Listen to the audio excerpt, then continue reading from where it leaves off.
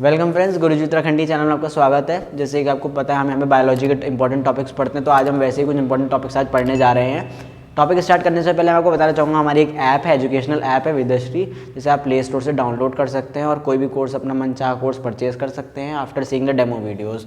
तो आइए शुरू करते हैं। आज हम एक नया टॉपिक करने जा रहे हैं, बहुत ही छोटा और इंपॉर्टेंट टॉपिक है। इसका कुछ कंटेंट हम जनरल साइंस की वीडियोस में कर चुके हैं, उसके मैं आपको हल्का सा रिवीजन बताऊंगा, बट आई होप कि अगर आपको उसको अच्छे से और जानना है तो आप एक बार जनरल साइंस की वीडियोस देख लें, और जिन्होंने जनरल साइंस की वीडियोस देख ली हैं वो एक रिवीजन के तौर पर इस चैप्टर को लें। तो रिप्रोडक्टिव हेल्थ हमारी पहली टर्म है। रिप्रोडक्टिव हेल्थ होती क्या है? रिप्रोडक्टिव हेल्थ हमारी complete social, mental, physical wellbeing होती है, जिसमें हमारा रिप्रोडक्शन भी इंक्लूड हो जाता है, उसे बोलते हैं रिप्रोडक्टिव हेल्थ। अब पॉपुलेशन एक्सप्लोजन क्या होती है? पॉपुलेशन एक्सप्लोजन कहते हैं कि यहाँ पे पॉपुलेशन एक्सप्लोजन हो गया, पॉपुलेशन एकदम से आबादी का बढ़ना, एकदम से वहाँ के लोगों के जहाँ पे जो लोग रह रहे हैं उनकी एकदम से ग्रोथ होना, ग्रोथ इन टर्म्स ऑफ उनके नंबर बढ़ना, उसे कहते हैं पॉपुलेशन एक्सप्लोजन। अब पॉपुलेशन एक्सप्लोजन के कुछ तरीके, कुछ आपके रीजंस हो सकते हैं। या तो वहाँ पे जो डेथ रेट है वो बहुत कम है, या वहाँ पे जो मैटरनल मोर्टेलिटी रेट है, जो मैटरनल मतलब जो आपकी अगर वाइल प्रेगनेंसी किसी की मदर्स एक्सपायर हो जाती हैं तो वो अगर रेट कम है, या कहीं पे अगर इन्फेंट मोर्टेलिटी रेट भी क्या है, बहुत कम है। इन्फेंट मोर्टेलिटी रेट मतलब हम इसका मतलब ये नहीं है कि हम एक बुरी चीज़ को हम नेगेटिव पॉजिटिव दिखाने की कोशिश कर रहे हैं। ये एक जनरल पॉइंट है कि जहाँ पे तीनों फैक्टर्स अगर नीचे हैं तो हो सकता है कि यहाँ पे पॉपुलेशन एक्सप्लोजन हो रहा हो। उसके बाद लैक्टेशनल अमेनिरिया क्या होता है? लैक्टेशनल अमेनिरिया क्या होता है? जब आपका लैक्टेशन के दौरान, यानी आप दूध पिलाने उस फेज के दौरान, जब आपको माँ को अपने बच्चे को दूध पिलाना चाहिए, उस फेज के दौरान अगर आपका मेंजुरेशन, आपकी मेंस्ट्रुअल साइकिल रुक गई है, या वहाँ पे किसी वजह से नहीं हो पा रही है, पीरियड्स नहीं हो पा रहे हैं, तो उसको बोलते हैं लैक्टेशनल अमेनिरिया। उसके बाद है हमारी फोर्थ टर्म IUDs। IUDs का मतलब क्या होता है? Intrauterine devices. इसमें क्या होता है, आपका फीमेल में यूटेरस के अंदर कुछ ऐसी डिवाइसेस डाली जाती हैं जिससे कॉन्ट्रासेप्शन हो सके, जिससे ऐसा हो जाए कि अगर दोनों मेल एंड फीमेल के बीच में कोई सेक्सुअल एक्टिविटी हो भी रही है तो फर्टिलाइजेशन ना हो पाए। उसके बाद दो आपके तरीके होते हैं कॉन्ट्रासेप्शन के। पहला होता है वेसिकोटॉमी, दूसरा होता है ट्यूबिकोटॉमी। हमें पता है वेसिकोटॉमी किस में होता है? मेल्स में होता है, जिसमें वास डेफरेंस का लाइगेशन हो जाता है, और ट्यूबिकोटॉमी फीमेल्स में होता है, जिसमें किसका लाइगेशन हो जाता है? फैलोपियन ट्यूब का लाइगेशन हो जाता है। उसके बाद है MTP, medical termination of pregnancy, या इसे इंड्यूस्ड एबॉर्शन भी बोलते हैं। याद रखना, एक जिद वाला एब्जॉर्प्शन अलग है कि एबॉर्शन अलग है, कि जहाँ पे हम फीमेल को फोर्स कर रहे हैं कि तो एबॉर्ट कराओ अपने बच्चे को, नहीं। ये है मेडिकल टर्मिनेशन ऑफ प्रेगनेंसी, मतलब ये प्रोसीजर वो है जहाँ पे पेशेंट से, फीमेल से उसके होशो आवाज़ में पूछा जाता है कि क्या आपको अपनी मेडिकल टर्मिनेशन ऑफ प्रेगनेंसी करानी है, MTP कराना है। और ये जो MTP होती है ये सिर्फ शुरू के 7 से 8 हफ्तों के अंदर हो सकती है। उसके बाद इसका होना थोड़ा रिस्की हो जाता है फॉर द मदर, ठीक है। उसके बाद STDs, ये हम पहले पढ़ चुके हैं, sexually transmitted diseases. Sexually transmitted disease मतलब मान लीजिए अगर कोई मेल और फीमेल है जो बिना किसी प्रोटेक्शन के अगर सेक्स करते हैं या कोई सेक्सुअल एक्टिविटी में इन्वॉल्व होते हैं तो उनको ये चांसेस हैं कि STDs हो सकते हैं। उसके बाद है इनफर्टिलिटी। इनफर्टिलिटी का मतलब ये होता है, इनफर्टिलिटी का मतलब वो इंसान जो रिप्रोडक्शन होने के बाद भी जो विदाउट प्रोटेक्शन, बिना कंडोम यूज़ करे भी अगर कोई मेल और फीमेल सेक्सुअल एक्टिविटी में इन्वॉल्व हो रहे हैं, मगर वो जो फीमेल है वो कंसीव नहीं कर पा रही, या मेल में कुछ दिक्कत है, तो उसको बोलते हैं इनफर्टिलिटी। अब इनफर्टिलिटी बाय बर्थ नहीं होती, कभी कभी किसी चोट की वजह से भी, किसी अंदरूनी चोट की वजह से भी। आपने सुना होगा कि ज़्यादातर फीमेल्स में ऐसा होता है कि किसी चोट की वजह से बच्चेदानी फट जाती है कि वो कंसीव नहीं कर पाएगी, या किसी का जो यूट्रस होता है बहुत ही वीक होता है जिस वजह से वो कंसीव नहीं कर पाएगा, तो वो भी आपकी इनफर्टिलिटी के अंदर आती है। उसके बाद है in vitro fertilization. In vitro fertilization का मतलब क्या होता है? इन विट्रो फर्टिलाइजेशन का मतलब ये होता है कि आप अगर कहीं और से किसी और का सामान लेके उसको एक कल्चर में डेवलप कर रहे हैं, उसको एक मीडियम में रख रहे हैं और बाद में आप उसे इंसर्ट कर दे रहे हैं एक उसी बॉडी में, उसे बोलते हैं इन विट्रो फर्टिलाइजेशन। उसके बाद है एमिनोसिंथेसिस। एमिनोसिंथेसिस आपका क्या होता है? एमिनोसिंथेसिस ये होता है जिसमें कोक में से एमनियोटिक फ्लूइड निकाला जाता है और उसके बाद उसे लेबोरेटरी कुछ ऑब्जर्वेशन में रखा जाता है, और जैसे ही कंडीशंस नॉर्मल हो जाती हैं तो उसे क्या करा जाता है आपका या तो फिर से उसको वूम में डाल दिया जाता है। अब एमिनोसिंथेसिस का आपका मकसद क्या होता है? एमिनोसिंथेसिस की मदद से आप कोई भी कैरियोटाइपिंग, हमने पुरानी वीडियोस में पढ़ा था, एमिनोसिंथेसिस की तकनीक से कैरियोटाइपिंग हो सकती है, यानी अगर बच्चे में कोई क्रोमोसोमल डिसऑर्डर्स है तो आप क्रोमोसोमल डिसऑर्डर्स का पता लगा सकते हो। उसके बाद अब ये तो था हमारे कुछ टर्मिनोलॉजी, अब हम आते हैं अपना थोड़ा डिटेल कंटेंट पे। अब WHO ने रिप्रोडक्टिव हेल्थ की एक डेफिनेशन दी जो हम जनरल साइंस में पढ़ चुके हैं। उसके अलावा गवर्नमेंट ने कुछ आपके क्या निकाले, RCH प्रोग्राम्स निकाले, reproductive and child health care program. इसमें उन्होंने कुछ चीज़ों का ध्यान दिया कि बच्चों को या बड़ों को ये पता होना चाहिए।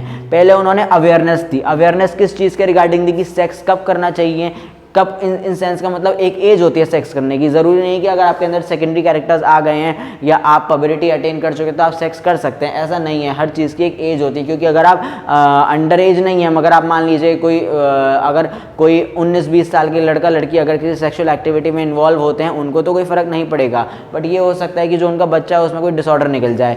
सेम अप्लाइज विद जो ओल्ड होते हैं, मान लीजिए कोई अगर मेल और फीमेल है जिनकी एज 35-40 है, ठीक है, मेल की 35 है, फीमेल की 40 है, और अगर उस टाइम पे अगर they are involve in sexual activity तो तब भी हो सकता है कि बच्चे में कोई डिसऑर्डर हो जाए, क्योंकि तब तक क्योंकि अंडर एज वालों के स्पर्म्स अभी इतने प्रॉपर डेवलप हुए नहीं होते हैं। आपने देखा होगा जो 19-20 साल के बच्चे होते हैं उनमें सेक्सुअल डिजायर्स बहुत ज़्यादा होती हैं, उनमें सेक्सुअल डिजायर्स एकदम से अर्ज बढ़ जाते हैं। क्यों? बिकॉज अभी वो मेंटल बैलेंस के लिए, वो मेंटल अटेनमेंट के लिए तैयार नहीं है। उनको पता है कि इस चीज़ में उनको इन्वॉल्व होना है, बट उनको बहुत जल्दी है, तो वो चीज़ के लिए उनका दिमाग स्टेबल होना चाहिए। सेम अप्लाइज विद जो बड़ी एज वाले होते हैं। बड़ी एज वालों में क्या होता है, उनके जो स्पर्म्स होते हैं वो डेवलप होके अब हल्के हल्के डिग्रेड तो नहीं बोलूँगा, हल्की हल्की उनकी क्वालिटी बहुत ही 0.1% थोड़ी उनकी क्वालिटी कम होने लगती है। तो इसीलिए उनको ये बोला जाता है कि आप ज़्यादा बड़ी एज में अगर आप किसी सेक्सुअल एक्टिविटी में इन्वॉल्व होंगे तो हो सकता है कि माँ के लिए भी खतरा हो, क्योंकि बॉडी की भी एक क्षमता होती है किसी चीज़ को झेलने की। अब मैं किसी 50 या 55 ईयर्स की लेडी को कहूँ, लेडी को अगर हम देखेंगे कि वो कंसीव कर रही है, तो डॉक्टर उनको पहले ही बोल देता है कि हो सकता है कि पार्चुरेशन के दौरान यानी डिलीवरी के दौरान थोड़ी दिक्कत हो सकती है माँ को, क्योंकि अब उनकी बॉडी पहले तैयार थी बट अब उनकी बॉडी उस दर्द को झेलने के लिए तैयार नहीं है। तो ये हो गया आपका अवेयरनेस। उसके बाद आपका providing facilities and support. Providing facilities and support का मतलब ये है, प्रोवाइडिंग फैसिलिटीज का मतलब ये है कि हमें पता तो चल गया है कि हमें सेक्स कब करना है कब नहीं करना है, उसके लिए हमें क्या क्या नहीं करना चाहिए, क्या क्या करना चाहिए, बट अब उस चीज़ की फैसिलिटीज, फॉर एग्जाम्पल बहुत लोग सेफ सेक्स करते हैं। सेफ सेक्स मतलब यूज़ ऑफ कॉन्डोम। तो ये जो यूज़ ऑफ कॉन्डोम है, कॉन्डोम किसने निकाला? हमने तो नहीं निकाला, ये ऑटोमेटिकली गवर्नमेंट ने निकाला। जब गवर्नमेंट ने कॉन्डोम वाली फैसिलिटी निकाली है, कॉन्डोम दोनों के लिए होते हैं, मेल के लिए भी होते हैं और फीमेल के लिए भी होते हैं। तो अगर कोई फीमेल भी इनिशिएट करती है तो ऑटोमेटिकली उसके पास भी कुछ फैसिलिटीज़ होनी चाहिए। अगर कोई मेल इनिशिएट करता है उसके पास भी फैसिलिटीज़ होनी चाहिए, because her bar unsafe sex is not healthy. ठीक है, उसके बाद कुछ एनजीओज भी ऐसे होते हैं जो क्या करते हैं, आपका प्रिंट या ऑडियो मीडिया का आपका ऐड, जैसे प्रिंट मीडिया में अभी भी आपके ऐड आते होते होंगे, हम दो हमारे दो, ठीक है, ऐसे करके बहुत सारे स्लोगन्स होते हैं। तो ये जो एनजीओ होते हैं, नॉन गवर्नमेंटल ऑर्गेनाइजेशंस होती है, इनका एक कर्तव्य होता है कि या तो ये प्रिंट मीडिया का या ऑडियो मीडिया का, कि जिससे जो आपके अनाउंसमेंट होती है उससे भी बहुत लोगों को फर्क पड़ता है। प्रिंट मीडिया लोग पैम्पलेट छपवाते हैं, आपके अखबार के बीच में रख देते हैं, क्योंकि हर इंसान अखबार पढ़ता है तो ऑटोमेटिकली उसका ध्यान उस पैम्पलेट पे जाएगा। तो इससे भी उनको ऐसा लगता है कि कुछ आपको अवेयरनेस पता होनी चाहिए। उसके बाद sex education in school. Sex education in school जरूरी होनी चाहिए।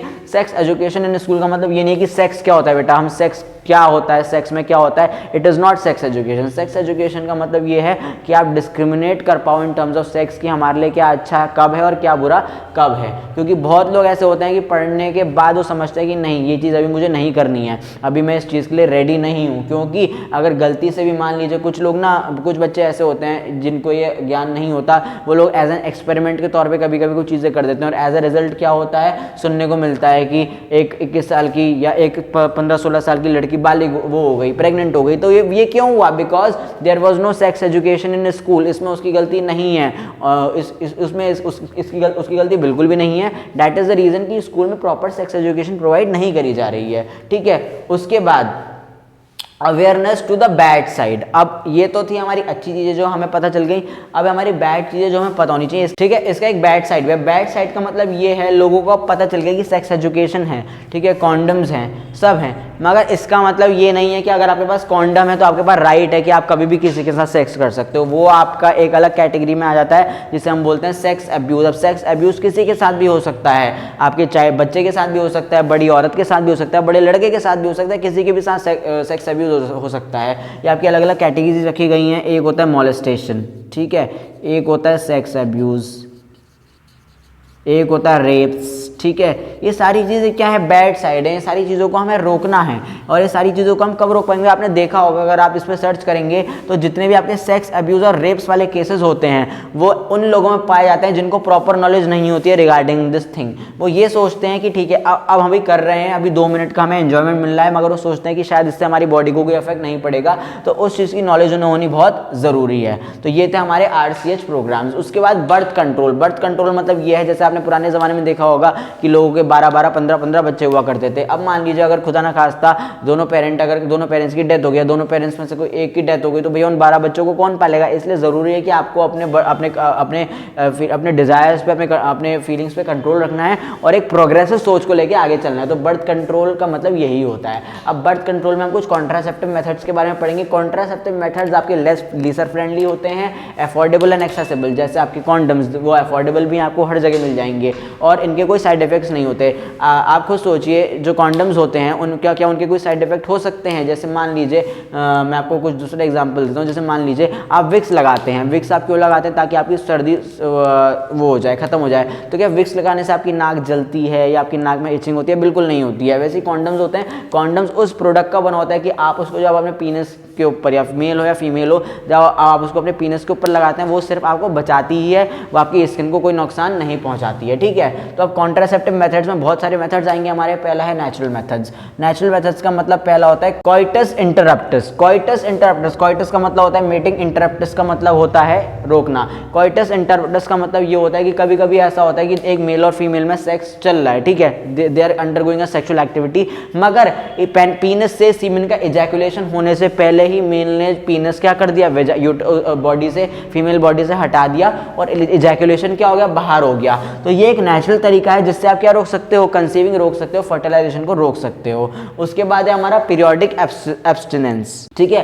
पीरियोडिक एब्स्टिनेंस का मतलब क्या होता है? पीरियोडिक एब्स्टिनेंस का मतलब क्या होता है कि पीरियड्स के दौरान या मेंस्ट्रुअल साइकिल के दौरान जो हाईएस्ट पीक होता है 14 से 15 डे आपका पीक होता है, कि अगर आप इस टाइम के दौरान सेक्सुअल एक्टिविटी में इन्वॉल्व होते हो तो 99% चांसेस है कि आपकी जो सेक्सुअल एक्टिविटी होगी वो क्या हो जाएगी, सक्सेसफुल हो जाएगी, स्पर्म जो होगा ओवम तक पहुंच जाएगा और फर्टिलाइजेशन हो जाएगा। तो आपको ध्यान रखना है कि आपको उस पीरियड के दौरान अवॉइड करनी है सेक्सुअल एक्टिविटी। तीसरा है हमारा लैक्टेशनल अमेनिया, जो हम पढ़ चुके हैं। उसके बाद हमारा दूसरा बैरियर मेथड आता है सर्जिकल मेथड, जिसमें हमने वेसिकोटॉमी के बारे में पढ़ा और ट्यूबिकोटॉमी के बारे में पढ़ा। वेसिकोटॉमी के बारे में हमने क्या पढ़ा कि वेसिकोटॉमी में क्या होता है, वास डिफरेंस का लाइगेशन हो जाता है और ट्यूबिकोटॉमी में फेलोपियन ट्यूब का लाइगेशन हो जाता है। उसके बाद बैरियर मेथड्स में हमने क्या पढ़ा, कॉन्डोम्स पढ़ा। कॉन्डोम्स आपके तब यूज होते हैं, मान लीजिए कि आप you are involve in sexual activity, मगर आप सिर्फ मोमेंट को एंजॉय करने के लिए वो चीज़ कर रहे हैं। अगर आपको मेक श्योर करना है कि जो सीमन इजैकुलेट होगा वो आपका फीमेल जेनिटल ट्रैक्ट में ना जा पाए, तो आप कॉन्डम्स यूज करते हैं, ठीक है। उसके बाद है हमारा आईयूडीज, जिसे, ठीक है, आईयूडीज में आपकी कॉपर टी आपने सुना होगा। कॉपर टी क्या होती हैं? आईयूडीज वो होती हैं बेसिकली जो आपके यूट्रस में डॉक्टर द्वारा इंसर्ट कर दी जाती हैं, जिससे अगर आप अनसेफ सेक्स करते भी हो तो फर्टिलाइजेशन नहीं हो पाएगा। ये क्या कर देते हैं, स्पर्म के मूवमेंट को रोक देते हैं, स्पर्म ओवम में ना पहुंच पाए उस रास्ते को ये रोक देते हैं। उसके बाद आते हैं हम ओरल कॉन्ट्रासेप्टिव, जिसमें हम पिल्स की बात करते हैं। खासकर सहेली का नाम आपने सुना होगा। सहेली एक कॉमन, बहुत ही और फेमस ओरल कॉन्ट्रासेप्टिव का पिल का नाम है, ठीक है। उसके बाद हमारा ये एक लास्ट टर्म है एमिनोसिंथेसिस। एमिनोसिंथेसिस में हमने पढ़ा था कि एमिनोसिंथेसिस में क्या होता है कि एमनियोटिक फ्लूइड वूम से निकाला जाता है, उसे कल्चर करा जाता है, और इसमें हमें ये हमारा क्या काम आता है, क्रोमोसोमल डिसऑर्डर निकालने के काम आता है। अगर बच्चे में कोई क्रोमोसोमल डिसऑर्डर है तो वो एमिनोसिंथेसिस की मदद से पता चल जाता है। तो ये थी हमारी रिप्रोडक्टिव हेल्थ। आई होप आपको ये कंटेंट समझ में आया होगा। Thank you very much. For more online courses, download Vedasri Learning app.